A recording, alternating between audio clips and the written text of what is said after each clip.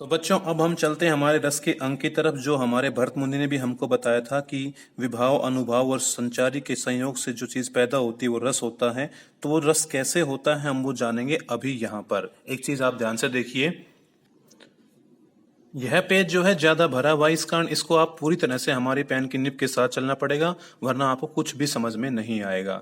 तो हमने ये पैरा पहले आपसे समझाया था कि चलती चक्की देख के दियो कबीरा रोए, दो पाटन के बीच में साबुत बचो न कोय। कि इस संसार में सांप्रदायिकता के झगड़े को देख करके कबीर को बड़ा दुख हुआ था। तो बच्चों सबसे पहले तो हमें ये चीज देखनी पड़ेगी कि इस पैरे के अंदर हमारे अंदर कौन सा भाव पैदा हुआ। तो जो भाव हमेशा बना रहे, जो हमारे अंदर पैदा हुआ, वो भाव था शोक। और शोक जो था वो हमारा स्थायी भाव था, जो हमारे रस का पहला अंग भी है। स्थायी भाव क्या होता है, इसके नाम से स्पष्ट है कि जो स्थित रहे, जो हमेशा पूरे के पूरे इस काव्य के अंदर बना रहे, जो हमेशा बना रहे, जो भाव हमेशा टिका रहे, उसको हम बोलते हैं स्थायी भाव। और वो क्या था, शोक। और शोक के कारण ही हम जान पाए कि उसके अंदर रस कौन सा था, करुण रस। ठीक है, अब हम थोड़ा और आगे बढ़ते हैं। हम जानते हैं रस के दूसरे अंग के बारे में, जिसका नाम है विभाव। अब विभाव क्या होता है, विभाव के दो अंग होते हैं, आलंबन और उद्दीपन। इसको बताऊंगा, लेकिन उससे पहले आगे बढ़े कि आलंबन के भी अपने आप में दो भेद होते हैं, आश्रय और विषय। ठीक है, अब आश्रय विषय क्या होते हैं, आश्रय के बारे में जानने के लिए यहां दोबारा आइए। अब एक बार एक चीज बताइए कि ये जो पैरा था, इसके अंदर जो रस था, जो शोक वाला भाव था, वो किस में पैदा हुआ था, किसमें हुआ था, कबीर में। आप सभी जानते हैं। तो कबीर जो है बच्चों हमारा आश्रय है, मतलब जिसमें भाव पैदा हो वो क्या होता है हमारा, वो हमारा आश्रय होता है, जैसे कबीर। अच्छा, ये बात तो हो गई आश्रय की। अब हम बात करते हैं विषय की, कि विषय क्या होता है। तो इसी पर दोबारा आइए और देखिए कि इस किसने कबीर के अंदर शोक को पैदा किया। वो थी चक्की। उसको तो देख करके उसको दुख हुआ था जब वो चल रही थी। तो चक्की क्या है, अपने आप में हमारा विषय है, हमारा मेन मैटर है। और विषय क्या होता है, जो भाव पैदा करे। मतलब चक्की ने भाव को पैदा किया था, किसके अंदर, कबीर के अंदर। तो ये दो चीजें होती हैं, आश्रय और विषय। और यही दोनों चीजें मिल करके क्या बनता है, आलंबन। और आलंबन किसका भेद है, विभाव का। और विभाव का आलंबन के अलावा एक भेद और है, कौन सा, उद्दीपन। उद्दीपन क्या होता है, इसके बारे में अब हम ध्यान से जानेंगे। लेकिन उद्दीपन के बारे में जानने से पहले बच्चों फिर बता दूं, आश्रय और विषय को जानना बहुत जरूरी है, क्योंकि हमारे अगला आगे आने वाले रस के जो पार्ट होंगे वो इन्हीं पर बहुत ज्यादा डिपेंड करेंगे। कि आश्रय होता है जिसमें भाव पैदा हो, और विषय होता है जो भाव पैदा करे। जैसे यहाँ कबीर में रस पैदा हुआ तो वो आश्रय, और किसने पैदा किया, चक्की ने, तो वो हमारा क्या बन गया, विषय, और कबीर आश्रय। अब उद्दीपन क्या होता है, देखिए ध्यान से। उद्दीपन, एक बात बताइए, चक्की क्या कभी किसी रस को पैदा कर सकती है? चक्की तो आपने भी देखी होती है, ऐसे रखी होती, घरों के अंदर, बहुतों के अंदर होती है, लेकिन क्या कोई रोया है आज तक? नहीं। चक्की ने कुछ न कुछ किया तो होगा ना, तभी तो कबीर के अंदर रस पैदा हुआ। मतलब वो ऐसे कौन से कार्य थे जो जिसके कारण रस भड़का। उद्दीपन होता है उद्दीप्त करना, किसी भी चीज को मतलब कि भड़का देना।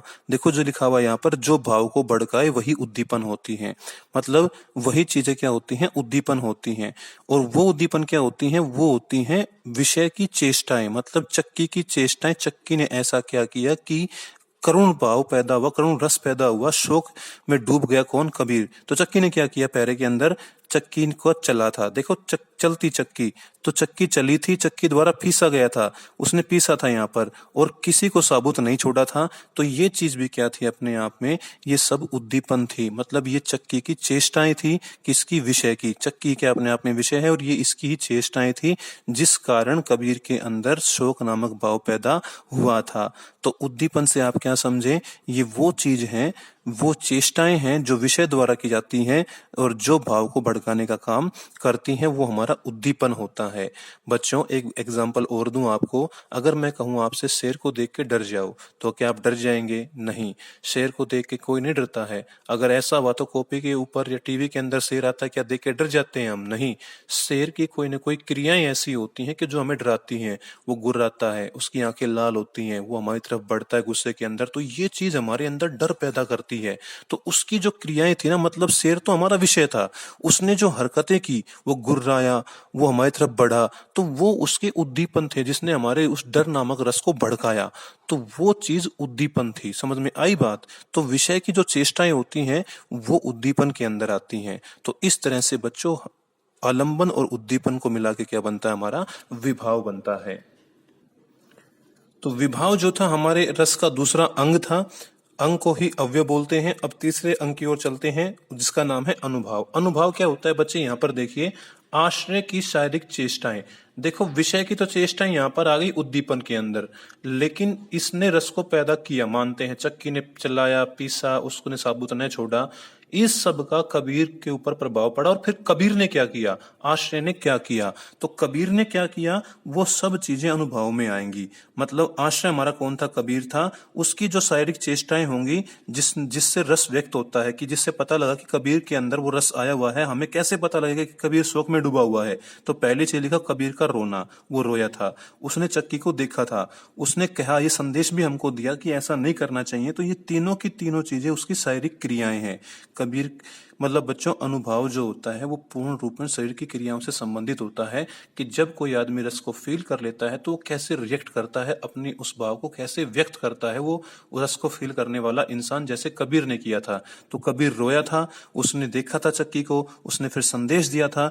तो ये हमारे आप में क्या थे? सारे के सारे हमारे जो नीले बॉक्स के अंदर हैं, ये सभी हमारे अनुभव थे। आई बात समझ में?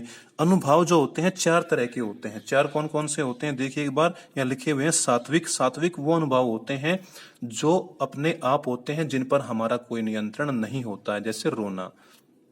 कायिक, जिन पर हमारा नियंत्रण होता है, जान पूछ के हम जो करते हैं शरीर से, वो होते हैं देखना।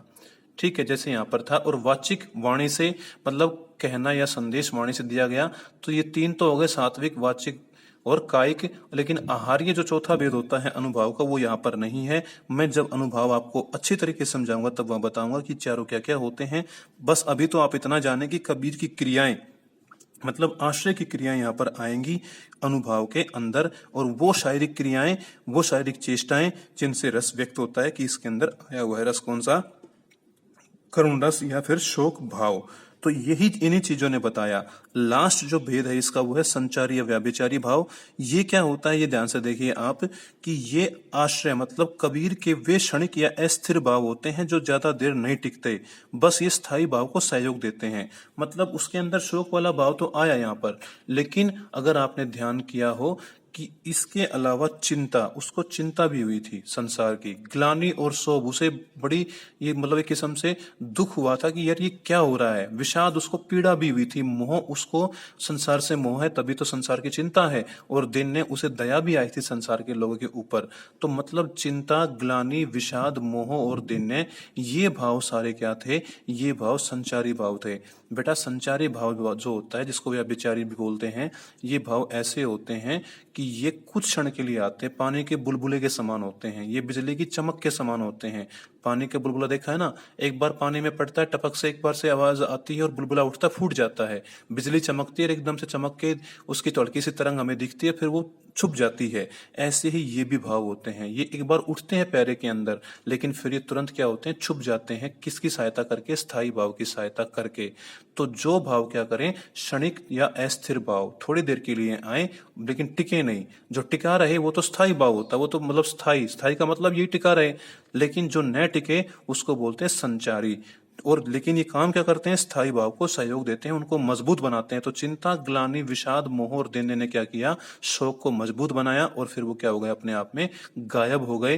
तो ये सारे के सारे जो अपने आप में भाव थे, वो भाव क्या कहलाए? संचारी या व्याभिचारी भाव। तो बच्चों, इस तरह से हमारे चार इसके जो है अंग बने, स्थायी भाव, विभाव, अनुभाव या संचारी भाव। अगर मैं क्या करूं, इन सब को, ये जो मैंने समझाया, इन सब को हटा दूं, तो हमारी कुछ ये पेज होगा, ये हमारा पेज कुछ इस तरह से दिखाई देगा कि अब क्या है। देखिए ध्यान से, चीज वही है, हर कोई भी चीज अलग नहीं है, सभी चीजें वही हैं। देखिए कि रस के आवे छाटम, वही हमारा पैराग्राफ है। और इधर देखिए आप कि स्थायी भाव क्या बताया था मैंने? शोक। विभाव के दो बताए थे, आलंबन और उद्दीपन। आलम्बन के दो भेद, आश्रय जिसमें रस पैदा हो कबीर, जो रस पैदा करे चक्की, और उद्दीपन, उद्दीपन क्या बताया था, विषय की क्रियाएं। ये एरो लगा रखा मैंने, देखिए ध्यान से, मतलब चक्की ने ऐसा क्या किया कि कबीर में रस पैदा हुआ, तो चक्की ने ऐसी कौन सी चेष्टाएं की, चक्की चली थी, उसने पीसा था, उसने साबुत नहीं छोड़ा था, तो मतलब विषय की जो चेष्टाएं होंगी वो भी उद्दीपन के अंदर आएंगी। और अगला है अनुभव। अनुभव क्या होता है, मतलब रस को कैसे व्यक्त किया गया कबीर के द्वारा, आश्रय के द्वारा, आश्रय की जो क्रियाएं होंगी, देखो विषय की क्रियाएं आएंगी उद्दीपन के अंदर, लेकिन आश्रय की क्रियाएं आएंगी, चेष्टाएं आएंगी अनुभव के अंदर, कि उसने रस आ जाने के बाद उसको व्यक्त कैसे किया।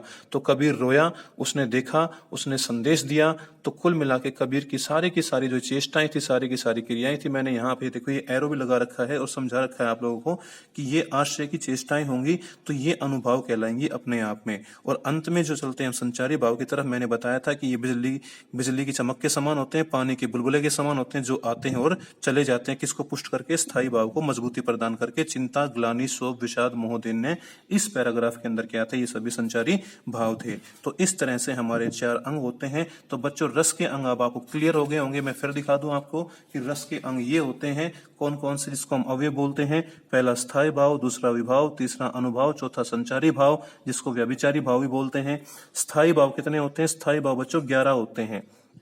जो सबसे पहले 9 होते थे, 9 कौन से, जो मैंने यहाँ ऑरेंज कलर में लिखे हुए हैं, सबसे पहले 9 होते थे, लेकिन बाद के विद्वानों ने इन 2 को और बढ़ा दिया। लेकिन हमारा जो सिलेबस है उसके अंदर हम केवल 6 पढ़ेंगे, जिन पे टिक लगाया हुआ नीले कलर से आप देख सकते हैं। इनके ये हम 6 केवल पढ़ने वाले हैं, यही हमारे सिलेबस के अंदर हैं। विभाव मैंने बता दिया, आलम्बन और उद्दीपन। आलम्बन बताया, आश्रय विषय, इसके 2 भेद होते हैं। अनुभाव के बताए ये 4 भेद, इसको हम जब पूरे के पूरे ध्यान से इनको हर एक को बारी बारी पढ़ेंगे तब आपको समझाएंगे। और संचारी भाव आपको बताए कि जो क्या होते हैं, आते हैं, क्षणिक होते हैं और चले जाते हैं। तो स्थायी भाव होते, मैंने बताया मूल रूप से 9, आगे बढ़ के 11, लेकिन पढ़ेंगे 6। विभाव होते हैं 2, आलंबन, उद्दीपन, और अनुभाव होते हैं 4, कौन से, सात्विक, कायिक, वाचिक, आहार्य, और संचारी व्यभिचारी भाव होते हैं 33। आगे आने वाली वीडियो में हम इनके बारे में, प्रत्येक के बारे में पूरे ध्यान से पढ़ेंगे। अगर आपकी समझ में ना आया हो तो फिर से इनको देखिए, समझने की पूरी कोशिश कीजिए।